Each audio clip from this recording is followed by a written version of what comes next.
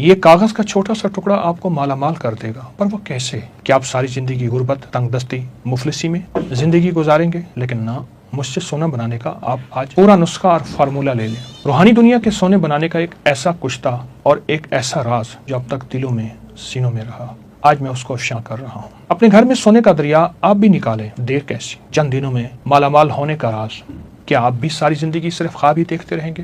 کیا آپ بھی ساری زندگی غربت، تنگ دستی میں گزاریں گے؟ کیا آپ اپنی نسلوں کو منگتا اور بھکاری چھوڑ کر جانا چاہتے ہیں؟ ہرگز نہیں۔ اس کا راستہ ہے، اس کی منزل ہے۔ وہ راز کیا ہے جس سے دولت، رزق، عزت، کائنات کے خزانے آپ نہیں بلکہ وہ آپ کو تلاش کریں؟ یہ وہ راز ہیں جس نے ہزاروں نہیں لاکھوں لوگوں کی زندگیاں بدل دی۔ یہ راز پانے کے لیے ہمیں 7ویں آسمان پر جانا پڑے گا۔ ایک چاندی سے بنا جہان ہے، ایک سونے سے بنا جہان ہے، ایک موتیوں سے بنا جہان ہے، جہاں کے پھل یاقوت، زمرد اور ہیرو سے بنے ہوئے ہیں۔ یہ کاغذ کا ایک خوبصورت ٹکڑا آپ کی تقدیریں بدل دے اور سونے کے وہ راز آپ کے پاس آ جائیں جسے دنیا ڈھونڈتے ڈھونڈتے قبروں میں چلی گئی۔ انسان جنت سے آیا، اس کا مزاج جنتی ہے، خواہشات جنتی، چاہتے جنتی، اس لیے وہ جنت کے بارے میں ہمیشہ سوچتا ہے، اور یہ قیمتی پتھر اور خزانے جنت کا حصہ ہیں، اور انسان ان چیزوں، قیمتی پتھروں یعنی سونا، چاندی، یاقوت، زمرد، ہیرا، کوہنور، مرجان، زبرجد، ان کا پھر دیوانہ ہے۔ آخر کیوں نہ ہو؟ جنت ان خزانوں اور قیمتی پتھروں ہی سے تو بھری ہوئی ہے۔ میں آپ کو چند احادیث کا خلاصہ عرض کرتا ہوں، مفہوم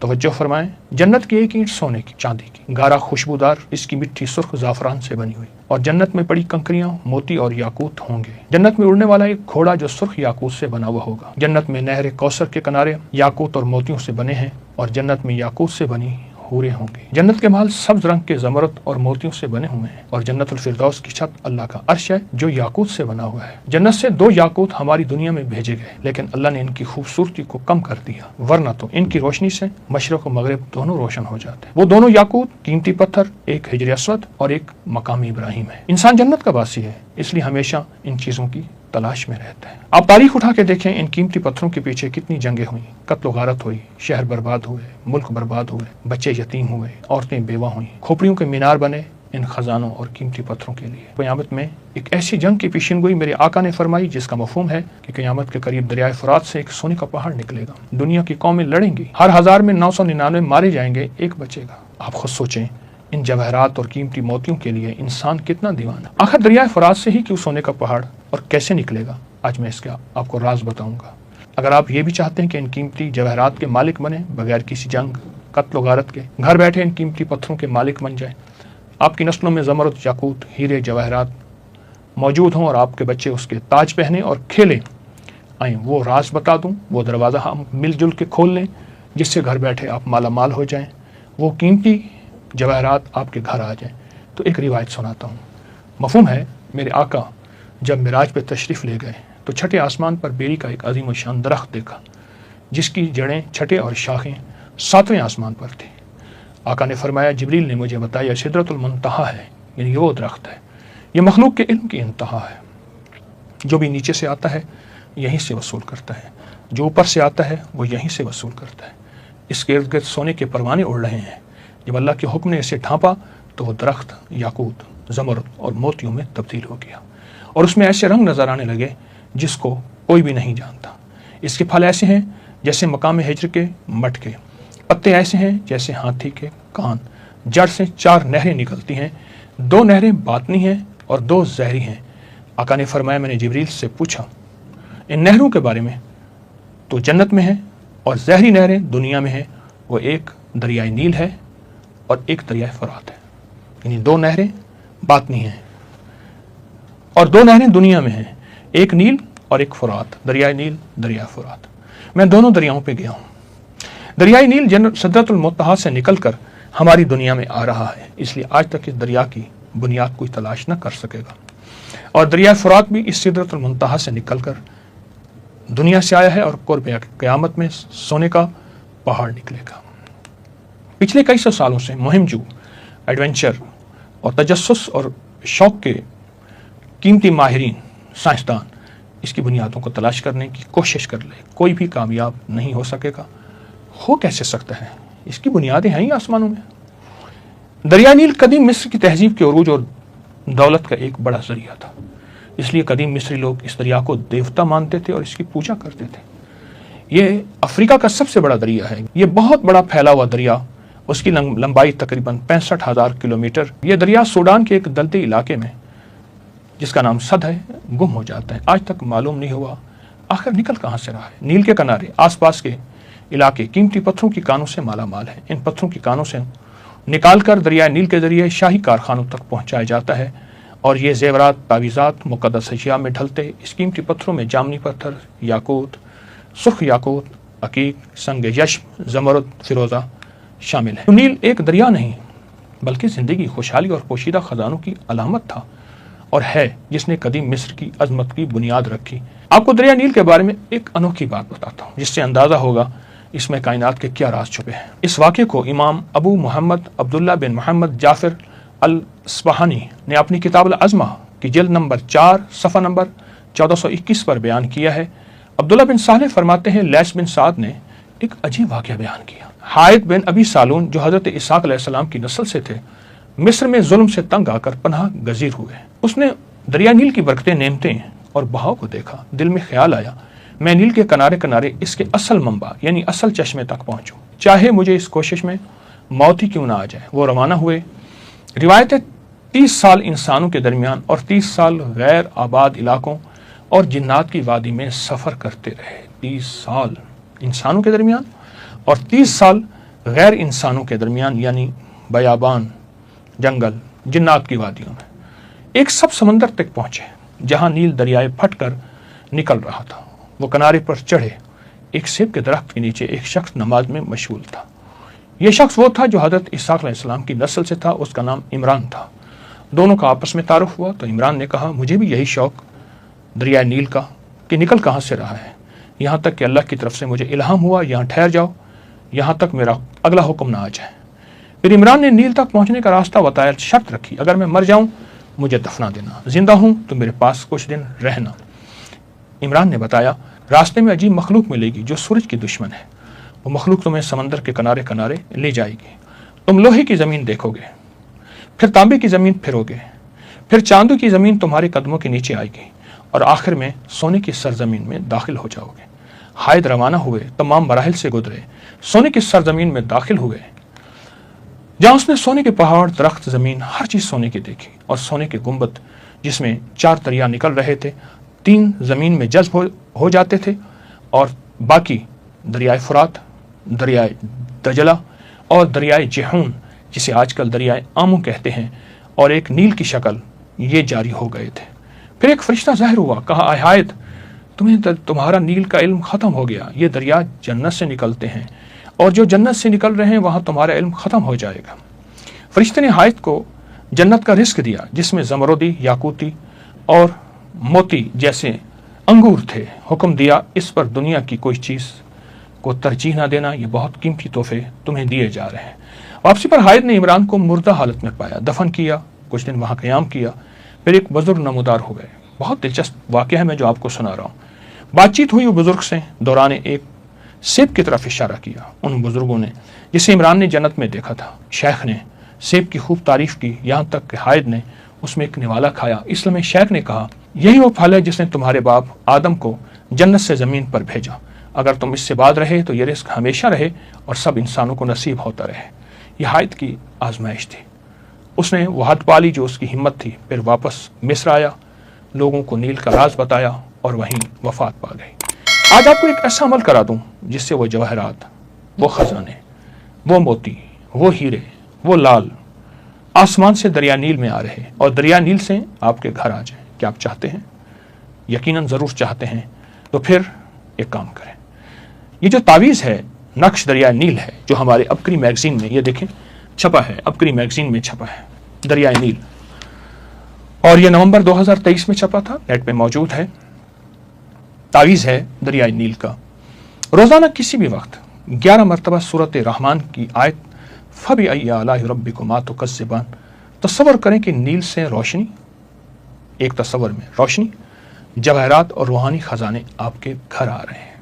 اس نقش کو سامنے رکھیں اور روزانہ کسی بھی وقت 11 مرتبہ سورۃ رحمان کی آیت، اور تصور کریں کہ نیل سے روشنی، جواہرات اور روحانی خزانے آپ کے گھر آ رہے ہیں، اور آیت پڑھیں گے فَبِأَيِّ آلَاءِ رَبِّكُمَا تُكَذِّبَانِ، اور اس کا ہدیہ حضرت عمر رضی اللہ تعالیٰ عنہ کی روح کو ہدیہ کریں अमीरुल मोमिनीन हज़रत उमर की, जिनके वसीले से हमें ये नक्श मिला।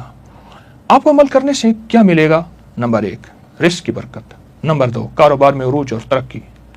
नंबर 3, नस्लों से मोहताजी खत्म और तंगदस्ती खत्म। नंबर 4, बे औलादों को औलाद। नंबर 5, नस्लों में बेटे ही बेटे। नंबर 6, आप जहाँ चाहें वहाँ इज्जत, वकार, शान और शौकत। नंबर 7, ज़ाती घर, बेहतरीन घर, बड़ा घर और खूबसूरत। नंबर 8, बड़े लोग, हुकाम, अफसरान आपके खैरखा होंगे। और नंबर 9, आप और आपकी नस्लें सेहत और आफियत वाली ज़िंदगी गुजारेंगे। और नंबर 10, आपको रूहानियत में उरूज और कमाल हासिल होगा। और नंबर 11, अल्लाह आपको और आपकी नस्लों को दुनिया के कीमती खजाने अता करेगा। आए मुझसे एक दफ़ा इसका तरीका फिर सुन लें, हम दोहरा लेते हैं। ये अमल क्या है? ये तावीज़ नक्श दरियाए नील, इसको लिखेंगे, प्रिंट नहीं, हाथ से लिखना है, लिख के सामने रखेंगे। आप लेमिनेशन करा लें रोज़ाना किसी भी वक्त जब आप फारिग हों। और ये अमल हर हाल में किया जा सकता है, हर हाल में किया जा सकता है। इसको सामने रख के सूरत रहमान की आयत फबी अय्यि आलाइ रब्बिकुमा तुकज़्ज़िबान, इसको देखते हुए सख्त तसव्वुर में, और तसव्वुर ये हो कि इसकी रोशनी, इसका नूर मुझे मिल रहा, मेरी नस्लों को मिल रहा। दूसरा तसव्वुर, जवाहरात और रूहानी खजाने जो इसके अंदर और दरियाए नील में मौजूद हैं, अर्शों से आ रहे हैं, तो वो ये सारी चीज़ें मुझे मिल रही, मेरी नस्लों को मिल रही। पूरी उम्मत का भी तसव्वुर करना है, हमारे दिल में सारी इंसानियत उम्मत की खैर खाही हो। ये अमल अगर आपने ज़िंदगी में शामिल कर लें, यकीन जानिए छोटा सा अमल है, 11 दफ़ा पढ़ना है, पर आपकी ज़िंदगी को माला माल कर देगा। नील के अंदर जितने भी ख़जाने हैं, दरिया नील के अंदर जितने भी ख़जाने हैं, वो सारे ख़जाने आपके हैं, आपको मिलेंगे। ये अमल ज़िंदगी का हिस्सा बना लें। घर का हर फर्द करे, आपको जो वक्त मुयस्सर हो, जो लम्हा मुयस्सर हो, जिसमें यकसुई हो, जिसमें सहूलत हो, आपको जो लम्हे मुयस्सर हो बस उसमें करें, और ज़रूर करें। ज़िंदगी में कामयाबियों के राज बिखरे हुए हैं, ले लें। वक्त थोड़ा है, ज़िंदगी की खबर नहीं है। क्यों? ताकि दुनिया भी जन्नत बन जाए और आखिरत भी जन्नत बन जाए। अल्लाह हर चीज़ पे कादिर है कि दुनिया में भी जन्नत की नेमतें अता फरमाए और आखिरत में भी जन्नत की नेमतें अता फरमाए। आए, देर कैसी, इस पे तवज्जो करें और इस पे ध्यान करें और इंशाअल्लाह कामयाब हो जाए। जज़ाकल्लाह। अस्सलामु अलैकुम। एक अमल देता हूँ, बहुत ज़िंदगी में काम आएगा। इन मुबारक घड़ियों के हवाले से एक अमल देता हूँ और इससे बहुत फ़ायदा होगा। वो अमल ये है कि आप 2 तस्बीह सूरत फातिहा की पढ़ें, अवल आखिर 3 दफ़ा दुरूद शरीफ, और सूरत फातिहा की 2 तस्बीह पढ़ के और इसका हदिया हुजूर के घराने को हदिया करें। और अगर चाहें तो 2 तस्बीह सूरत इखलास की पढ़ लें, 2 तस्बीह सूरत इखलास की, और इसका सवाब हुजूर के घराने को हदिया करें। और ये सूरत इखलास का पढ़ा हुआ हदिया अल्लाह की रहमत से नूरों में, बरकतों में और अल्लाह की रहमतों में पहुँचता है 100%। और हुजूर के घराने को हदिया करें। और हुजूर के घराने में हुजूर की बीवियाँ, बेटियाँ, दामाद, नवासे, नवासियाँ, यह हुजूर का घराना है। और उस हुजूर के घराने में ये हुसैनी काफिला भी हुजूर का घराना है। इनको हदिया करें हुजूर के घराने को, और जो मुराद मांगे अल्लाह अता करता है। और ये मुसलसल अमल करते रहें। आप दिन के किसी वक्त सुबह शाम 2 तस्बीह सूरत इखलास पढ़ लें, हर दफ़ा बिस्मिल्लाहिर्रहमानिर्रहीम 7 पढ़ें और अवल आखिर दरूद पाक पढ़ें, और फिर ये तस्बीह आप उनकी खिदमत में हदिया कर दें। आपका कोई मसला है, आपकी कोई मुश्किल है, आपकी कोई परेशानी और नामुमकिन है, इस मसले, मुश्किल और परेशानी में यकीनन आपके लिए खैर की, बरकतों की और रहमतों की और खुशियाँ खुशहालों की राहें खुलेंगी। बे औलाद हैं, बेघर हैं, बेदर हैं, दर्दमंद हैं, मरीज़ हैं, कोई इफाका नहीं हो रहा, जादू, जिन्नात, असरात, बंदिशें, नाकामियाँ, मुश्किलात, रास्ते बंद हैं, कोई ज़िंदगी की मुश्किल है जहाँ आप कहते हैं कि बस हम ठहर गए हैं और इसका हल सिर्फ मौत है, इसके अलावा कोई रास्ता नहीं, तो आप बहुत ज़्यादा हैरत अंगेज़ ये वजीफ़ा और बहुत हैरत अंगेज़ ये तजर्बा पाएंगे और इसकी बरकत पाएंगे। चंद दिन, चंद हफ्ते ज़िंदगी में इसको शामिल करें। मेरा तो मशवरा था کہ ساری زندگی اس کو اپنے زندگی میں، ساری زندگی اس کو اپنی زندگی میں شامل کر لیں، ساری زندگی اس کو اپنی زندگی میں شامل کر لیں۔ آپ گمان نہیں کر سکتے کہ آپ کو اس کا نتیجہ، اس کا رزلٹ کیا ملے گا، گمان نہیں کر سکتے، آپ سوچ نہیں سکتے اس کی خیریں آپ کو کیا ملیں گی، اس کی برکتیں آپ کو کیا ملیں گی۔ میرے پاس اتنے تنگ دست اور پریشان لوگ آئے جو زندگی کی بازیاں ہار چکے تھے اور جو خدا نخواستہ خودکشی کا سوچتے تھے اور برے برے خیال آتے تھے۔ میں نے انہیں کہا کہ 2 تسبیح صبح 2 تسبیح شام پڑھ لو، اگر صبح شام پڑھ لیں تاثیر بڑھ جائے گی۔ اور ہاں، ایک چیز اور بھی عرض کروں گا، اس شہادت حسین کی نسبت سے، قافلہ حسینی کی برکات کی نسبت سے ایک چیز اور بھی عرض کروں گا، اگر یہی سارا دن پڑھتے رہیں، یعنی 2 تسبیح صبح شام پڑھ لیں اور سارا دن اس کے علاوہ کھلا پڑھتے رہیں، تو اس سے ایک فائدہ اور ہوگا، اور وہ فائدہ یہ ہوگا آپ کو، اور حیرت انگیز فائدہ ہوگا کہ آپ کی تاثیر زیادہ ہوگی، مسائل جلد حل ہوں گے، مشکلیں دور ہوں گی، پریشانیاں دور ہوں گی، اور آپ کو زندگی میں خیر کے موقع زیادہ ملیں گے، ترقیاں اور کامیابیاں بڑھ چڑھ کے ملیں گی۔ ان ہستیوں نے اللہ سے مانگنا سکھایا ہے، اللہ سے لینا سکھایا ہے، اور اللہ کے خزانے بھرے ہوئے ہیں۔ ان ہستیوں نے وہ زندگی کا سفر سکھایا ہے، عاشورہ کا ڈھل جانا، سغرا کا وہ مر جانا، اصغر تیرے سینے میں برچھی کا اتر جانا، یہ کہانیاں سچی ہیں۔ یہ سبق دے کے انہوں نے اللہ کے ساتھ جڑنا سکھایا ہے، اللہ کے ساتھ جڑنا سکھایا ہے، اور وہ ایک پیغام دے کر گئے ہیں کہ خیال کرنا، گردش ایام جو بھی آئے، عروج ہو یا زوال ہو، موسم موافق ہو یا نہ موافق ہو، زندگی کے سفر میں اللہ کو نہیں چھوڑنا، اور اس کے راستے نہیں چھوڑنے، اور اس کی سچی راہیں نہیں چھوڑنی، اور وہ سچی منزل نہیں چھوڑنی۔ روایات میں آتا ہے کہ جس دن واقعہ کربلا ہوا ہے، اس دن 3 گھنٹے دعا مانگی حضرت امام حسین، 3 گھنٹے دعا مانگی۔ کس سے مانگی؟ کس سے مانگا؟ کس کو چاہا؟ مانگنا ہے، رونا ہے، گڑ گڑانا ہے۔ ایک نفل بتاتا ہوں، وہ بہت کمال نفل ہیں۔ یہ نفل پڑھنے ہیں 9 محرم کی شام کو، اور پھر پڑھنے ہیں 10 محرم کی شام کو۔ 9 محرم کی شام کو مغرب کے بعد رات تک جب آپ کو سہولت ہو، اور 10 محرم کی شام کو مغرب کے بعد رات تک جب آپ کو سہولت ہو۔ 2 رکعت نماز نفل، جس کی پہلی رکعت میں سورۃ الکافرون 11 دفعہ اور دوسری رکعت میں سورۃ اخلاص 11 بار، یہ آپ نے پڑھنا ہے۔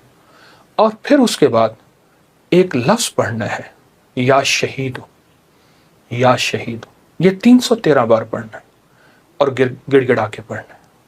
اور اب تک جتنے بھی شہید ہوئے اللہ کی محبت میں، انبیاء جتنے بھی شہید ہوئے، انبیاء شہید ہوئے، اور اہل البیت، اصحاب رسول، اور خاص طور پہ قافلہ حسین، ان کی شہادتوں اور اللہ کے ہاں ان کی مقبولیت، محبوبیت، اور اللہ کے ہاں ان کی مقبولیت کو سامنے رکھ کے اور اپنے مسائل کا تصور کرنا ہے۔ یہ نفل ان لوگوں کے لیے ہیں، یہ نفل ان لوگوں کے لیے ہیں جو کسی ایسی بیماری میں مبتلا ہیں جس کا تعلق خون سے ہے، دل سے ہے، جگر سے ہے، ان 3 چیزوں سے ہے۔ جگر کی بیماریوں میں سارا ہیپیٹائٹس آ جاتا ہے، سارا یرکان آ جاتا ہے، سارا خون کی کمی، خون کا بننا آ جاتا ہے، اور دل کی بیماریوں میں سارے وساوس، ساری ٹینشن، ساری انزائٹی، سارا اسٹریس، سارا ذہنی کھچاؤ، تناؤ، دباؤ، اور ساری نیند کی کمی، اور دل گھٹا رہنا، ہر وقت پریشان رہنا، یا پھر دل کی بیماریوں میں ہائی بلڈ پریشر ہے، اور پھر اس کے علاوہ دل کے اور بیماری ہیں کہ اسٹینٹ ڈلنے کی ضرورت ہے، بائی پاس کی ضرورت ہے، فلاں فلاں، یہ ساری دل کی بیماریاں۔ اور خون کی بیماریوں میں جلدی بیماریاں، سکن کی بیماریاں، خون گاڑھا ہے، کولیسٹرول ہے، یوریا ہے، اس میں یورک ایسڈ ہے، یہ میں سمجھتا ہوں کہ جسم کی بیماریاں ہی یہی ہیں جتنے میں نے تذکرے کیے ہیں۔ یا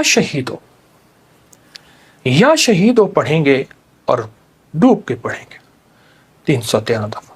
سال میں 2 دن ہیں سارے، اولیاء سے یہ بات ثابت ہے، جو عمل بتاتا ہوں میرے حل عمل کے ساتھ سند ہوتی ہے، حوالے ہوتے ہیں۔ کوشش ہے، دعویٰ نہیں کرتا کہ میرے ہر عمل کے ساتھ سند ہو، ثبوت ہوں، حوالے ہوں، بغیر حوالوں کے نہیں۔ تو یہ بڑی بڑی اولیاء ہستیوں سے ثابت ہے، اور صدیوں سے یہ سعادت چلی آ رہی ہے۔ اگر آپ یہ عمل کر لیں تو اس عمل سے بہت حیرت انگیز رزلٹ، نتیجے، خیریں اور برکتیں ملیں گی۔ بس صرف 2 دن کا عمل ہے، اور میرا تو مشورہ ہے اس عمل کو پھیلائیں۔ 2 نفل، پہلی رکعت میں سورۃ الکافرون، دوسری میں اخلاص، سلام کے بعد اول آخر 3 دفعہ درود شریف، اور 313 دفعہ یا شہید۔ اب میری طرف توجہ سے دیکھیں کہ یا شہید پڑھنا کیسے ہے۔ ہر دانے کے اوپر ڈوب کے پڑھنا ہے، گڑ گڑا کے پڑھنا ہے، یا شہید۔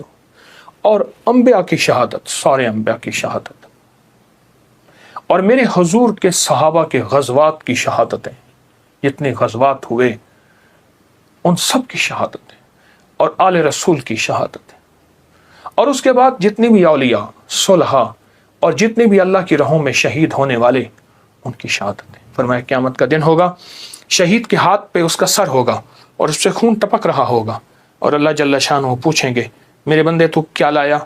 تو وہ سر کی اوپر جو زبان ہوگی وہ بولے گی کہ یا اللہ یہ قربانی لایا ہوں، اور تیری راہوں کے اوپر اور تیرے راستوں میں، میری زندگی میں سب سے قیمتی چیز میری جان تھی، میں نے تیری راہوں میں دے دی۔ اللہ فرمائیں گے فرشتوں کیا تم گواہ ہو؟ میں ہاں یا اللہ ہم گواہ ہیں۔ فرمایا تم سچ کہتے ہو، لے جاؤ، اور جنت کے سارے دروازے پکاریں گے آپ ہماری طرف آئیں، آپ ہمارے پاس آئیں، اور فرمایا وہ مہکتے چہکتے جنت میں داخل ہوں گے۔ شہداء کی اللہ کے ہاں بہت قیمت ہے، شہداء کی قیمت ہے۔ تو آپ جب یہ عمل کریں گے، اس عمل کے ساتھ ایک حیرت انگیز برکتیں ان کی مل جائیں گی، سعادتیں مل جائیں گی۔ اور میں بعض شہداء ایسے ہیں جو قیامت کے دن اکیلے نہیں جائیں گے، وہ ساتھ لے کے جائیں گے۔ حاجی سفارش کرے گا، حدیث میں آتا ہے، مفہوم ہے۔ حافظ قرآن عامل بعامل سفارش کرے گا، آقا کا فرمان ہے صلی اللہ تعالی علیہ وسلم کا، اور شہید سفارش کرے گا، اور بھی بہت سے لوگ سفارش کریں گے۔ تو اس عمل کے کرنے والا شہداء کے ساتھ نسبتیں پاتا ہے، اور اس عمل کے کرنے والے کے تعلق شہداء کے ساتھ ہے۔ اس عمل کو ضرور کیجیے گا، اور زندگی کی ترتیب بنا لیں۔ 9 اور 10 محرم کو اس عمل کو کبھی نہ بھولیے۔ سحری کا ایسا وقت جس وقت لوگ کھا رہے ہیں، کھانا کھاتے ہوئے پہلے نفل پڑھ لیں، دعائیں قبول ہوتی ہیں۔ اور جب آپ پریشان ہوں اور آپ کو کسی سٹینڈ پہ کھڑے ہیں، ٹیکسی نہیں مل رہی، گاڑی نہیں مل رہی، جہاز نہیں مل رہا، اور آپ بے چین ہیں، آپ کو سخت بھوک لگی ہے، سخت بے چین ہے، اس وقت صبر کریں، دل ہی میں دعا مانگیں، قبول ہوتی ہے۔ قبول نہیں ہو رہی، سوچیں دینے والے کی کمی نہیں، میرے لینے میں کمی ہے۔ بار یہ دعا پڑھتا ہے جو ابھی میں بتا رہا ہوں، جو مانگتا ہے قبول ہوتی ہے۔ صدیوں سے 14 صدیوں سے زیادہ تجربات کتابوں میں لکھے ہیں۔ اگر یہی دعا اسی رات میں 27 بار پڑھی جائے، 20 منٹ گھنٹہ اگر اس دعا کی اس کیفیت میں لگا دے، بہت قبولیت، بہت قبولیت۔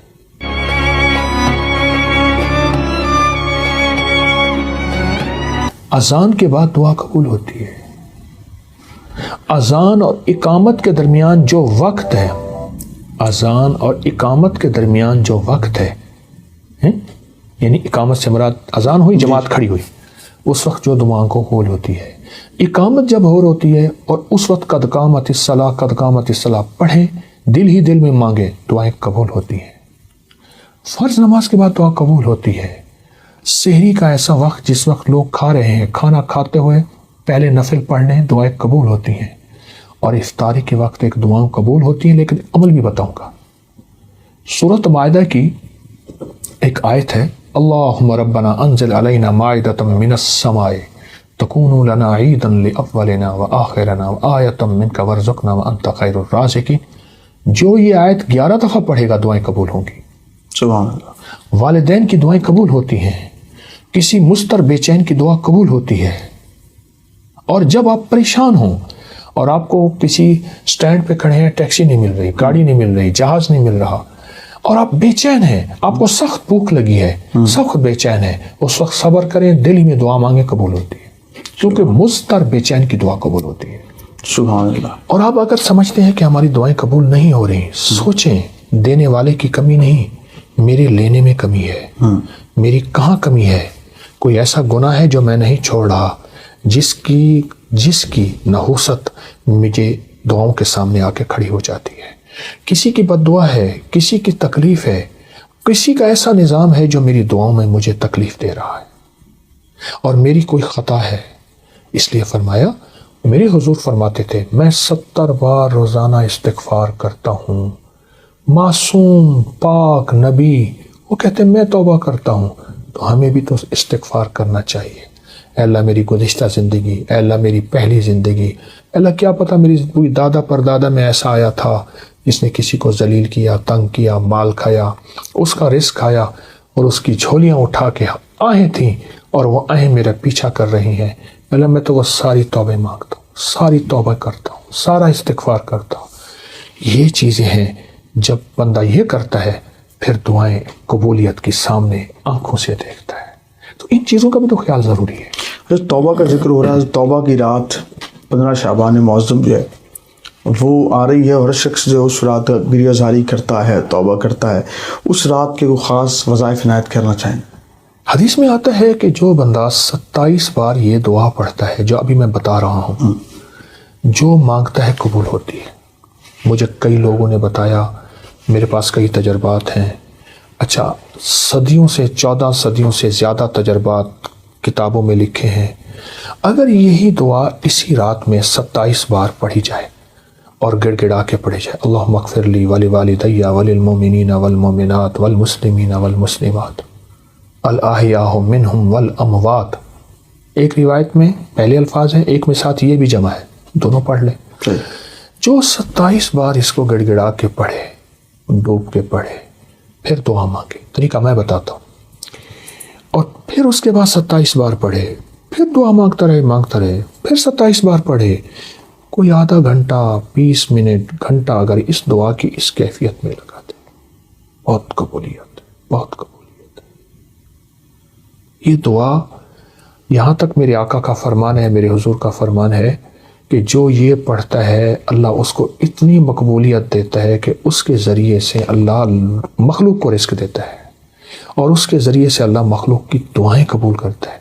और यहाँ तक फरमाया कि अल्लाह इसके ज़रिए से इतना होगा कि अल्लाह इस दुआ की बरकत से इसको मुस्तजाबुद दावात बना देता है।